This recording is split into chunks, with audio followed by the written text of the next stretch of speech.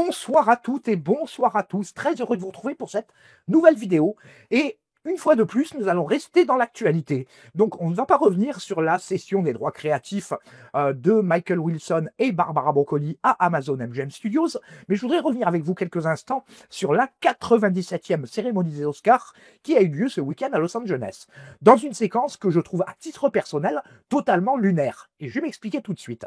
Alors effectivement, l'hommage était de très belle qualité, avec un très beau montage, une très belle introduction aussi de Berry, qui fut la James Bond Girl du James Bond QV 2002 dans Meurt un autre jour, avec toute une animation sonore, avec des chansons, des medleys, etc. L'ensemble de la séquence, globalement, était de très bonne facture, mais c'est simplement, moi, le ton qui m'a un petit peu dérangé. Ce que je veux dire par là, c'est qu'on le sait, les James Bond existent depuis 63 ans, contiennent 25 films produits par Eon Productions, plus 2 films indépendants, à savoir Casino Royale et Jamais plus jamais. Et en 63 ans et 27 films, ben finalement, force est de constater que l'Académie des Oscars n'a jamais été très généreuse à l'endroit de James Bond. Alors pourquoi? Sans doute parce que, et vous serez peut-être d'accord avec moi, un petit peu à l'instar des Césars qu'on connaît en France ou du Festival de Cannes, les Oscars est une structure éminemment politique et éminemment politisée. Raison pour laquelle il est très rare que des films de pur divertissement remportent des Oscars majeurs. Alors oui, effectivement, la saga James Bond a été nominée 19 fois depuis 1962 jusqu'à maintenant. 19 fois, essentiellement sur des Oscars que je qualifierais pas de mineurs, mais c'est souvent les effets visuels, le montage, le son, la chanson thème. Bon, effectivement, en matière de chanson thème, c'est exemple représentatif.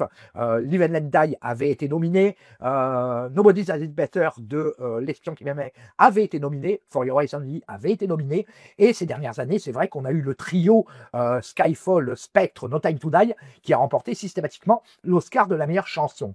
Mais à côté de ça, bon, on a eu des Oscars mineurs, le meilleur son pour Goldfinger, les meilleurs effets visuels pour Thunderball, effectivement des nominations aussi pour Moonraker, pour d'autres films comme ça. Mais je veux dire, ça reste quand même très très mineur. Et globalement, la saga James Bond, malgré son aspect créatif, meilleur décor d'ailleurs pour L'espion qui m'aimait, etc., qui n'a pas remporté l'Oscar non plus, malgré l'aspect créatif, je voulais dire, la saga n'a jamais été vraiment récompensée, je le pense, à sa juste valeur.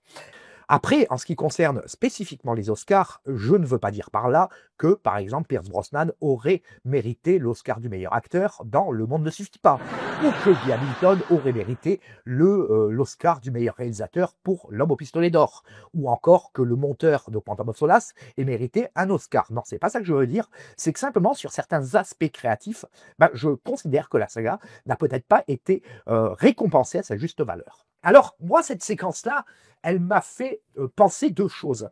À savoir qu'aujourd'hui, l'Académie des Oscars rend hommage au travail de Michael Wilson et de Barbara Broccoli, je dirais, entre guillemets, presque à titre posthume, maintenant que tout le monde sait à travers la planète qu'ils n'ont plus le contrôle créatif. Je trouve que de la part de l'Académie, il y a un petit peu une forme d'hypocrisie. Après, comment on peut interpréter les choses? Peut-être tout simplement une façon de dire pour l'Académie, finalement, on a pris acte de votre décision de ne plus produire les James Bond et de ne plus créer de nouveaux films, et tout simplement, on tenait tout simplement à vous remercier pour le travail que vous avez accompli depuis ces 30 dernières années. Alors effectivement, comme je le disais, Cubi Broccoli avait eu le prix Edwin Thalberg en 1982. Barbara et Michael ont eu le prix Thalberg l'année dernière. Mais tout ça reste quand même très très limité. Et il y a une autre chose aussi qui m'a interpellé dans cette séquence, c'est que l'hommage qui a été adressé à travers une vidéo contenait une énorme coquille que je vais vous montrer tout de suite.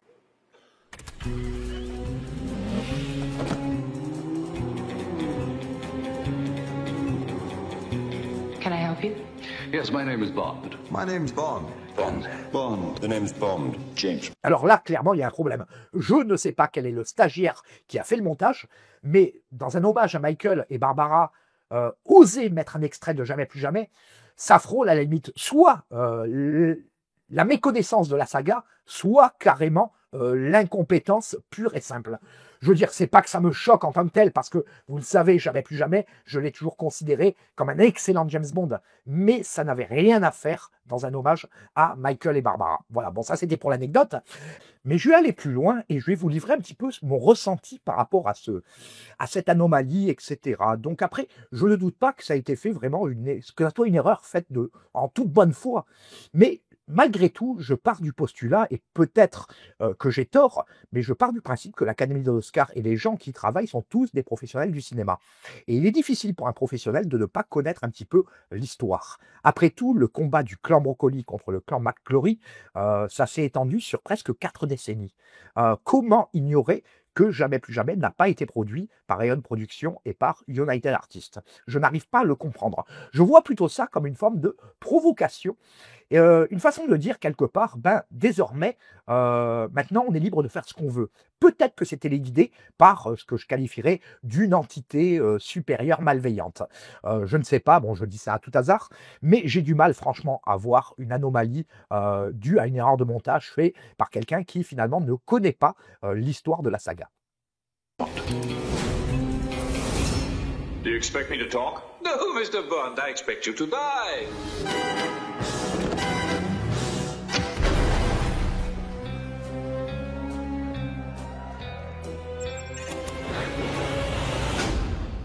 Was it something I said?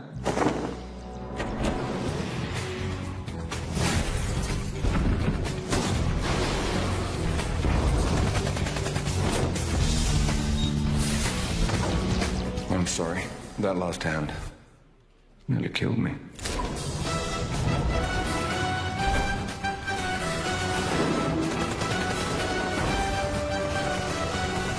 I need you back. I never left.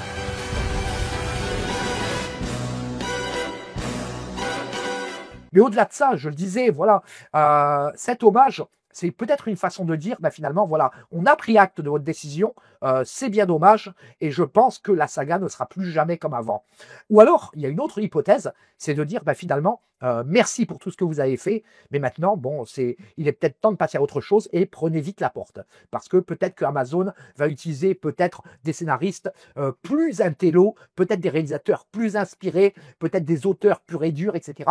Nous verrons bien. On peut interpréter ça de différentes manières. Enfin, moi, l'interprétation que j'en ai, c'est tout simplement, voilà, on a pris acte de votre cession et du fait que ça soit désormais quelqu'un d'autre pour laquelle James Bond est entre leurs mains et ils en feront bien ce qu'ils en voudront. Voilà, moi c'est comme ça que je l'interprète. Par contre, il y a une deuxième chose aussi sur laquelle je voudrais revenir. C'est pas tellement le comportement de Michael Wilson qui est égal à lui-même, c'est un petit peu le sentiment que j'ai eu à voir un petit peu les réactions de Barbara Broccoli. Je ne dirais pas qu'elle a donné l'impression d'une personne triste, etc. Mon impression personnelle, elle est aussi d'entrer une forme de nostalgie, une forme de regret, une forme de tristesse. C'est assez difficile à expliquer, mais disons que clairement, en visualisant la séquence, Barbara Broccoli était loin d'être enjouée. Elle n'est pas ravie sans doute de la situation.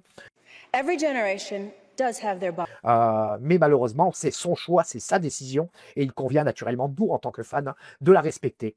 Toujours est-il que cette séquence, voilà, comme je vous l'ai dit, je l'ai trouvée un petit peu, pas déplacée, mais un petit peu hors de propos.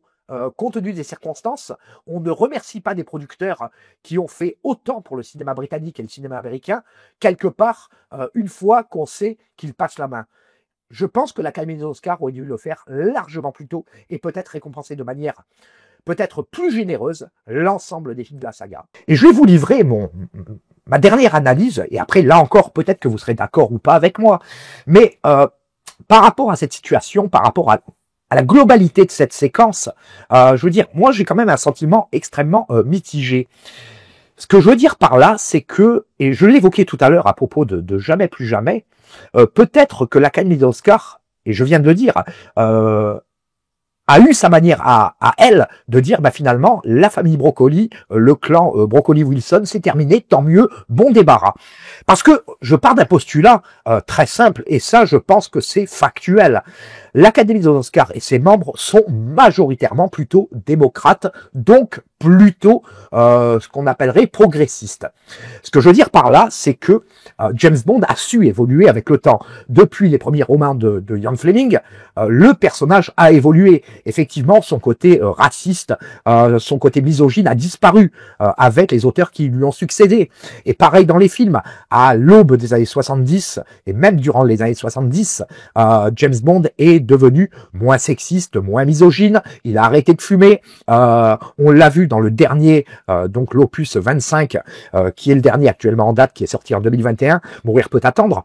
On a des personnages issus de minorités sexuelles, on a des personnages racisés, on l'a vu, donc ça veut dire que quelque part, James Bond lui-même a évolué, il a arrêté de fumer, il est devenu monogame, voilà, tout ça, un ensemble de paramètres, quelque part, qui fait que à travers cet hommage, cette façon de dire finalement, les brocolis Wilson qui étaient relativement les gardiens du temple, des conservateurs aujourd'hui, finalement on se réjouit que ça passe dans d'autres mains, parce que finalement, même si vous avez su faire évoluer le personnage, demain on sera encore plus évolué, quitte à tomber dans la cancel culture, dans le wokisme, etc. Et ça, c'est vrai que ça peut inquiéter les fans.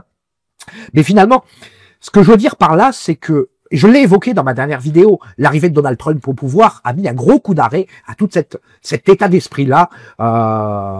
Mais je veux dire, faut pas s'y tromper. La bête est gravement blessée, mais elle bouge encore.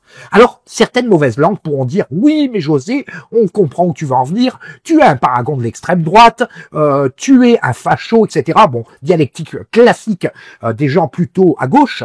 Mais je veux dire, non, je ne suis pas tout ce que vous dites. Je suis tout simplement un conservateur d'un point de vue culturel. James Bond doit rester ce qu'il a toujours été, avec, à la marge, des petits ajustements, mais ne pas tout révolutionner, simplement pour dire on révolutionne tout et on se met dans une espèce de tendance généralisée au niveau du cinéma, au niveau de la littérature, etc. Ça, je n'en veux pas. Et je veux dire, ça me navrerait que le message qui a voulu être passé à travers cet hommage, qui me laisse quand même un sentiment assez mitigé, finalement ça soit ça. J'espère que ce ne l'est pas, mais cela dit, on peut légitimement, et je me pose légitimement des questions. Après, autant le dire tout de suite, la chaîne, vous le savez, elle n'a pas vocation à faire de la politique, etc. Et je veux dire, et j'ai pas volonté non plus à me défendre. Je suis un conservateur d'un point de vue culturel. Par contre, je suis un énorme progressiste sur beaucoup d'autres sujets. Je veux dire, par exemple, je suis pro-avortement. Je suis favorable à une loi sur l'euthanasie. J'ai milité pour le mariage pour tous, etc. Donc, ce procès en sorcellerie ne peut pas fonctionner sur moi. Voilà, c'est ce que je voulais dire pour finir un petit peu sur ce chapitre-là. Mais cet hommage, voilà, et je le dis tout à fait sincèrement, il était techniquement très bien réalisé, mais deux petites choses m'ont quand même fait tiquer. Voilà, c'est ce que je voulais dire ce soir. Je vous remercie de m'avoir écouté. Alors naturellement, c'est mon point de vue. Si vous êtes d'accord avec moi, tant mieux. Si vous n'êtes pas d'accord avec moi, tant pis. L'essentiel, c'est de pouvoir en discuter, en débattre. Je vous attends sur la chaîne pour qu'on puisse en discuter. Et n'oubliez pas, comme d'habitude, si cette vidéo vous a plu, de commenter, de partager, de liker. Et en ce qui me concerne, je vous dis à très bientôt.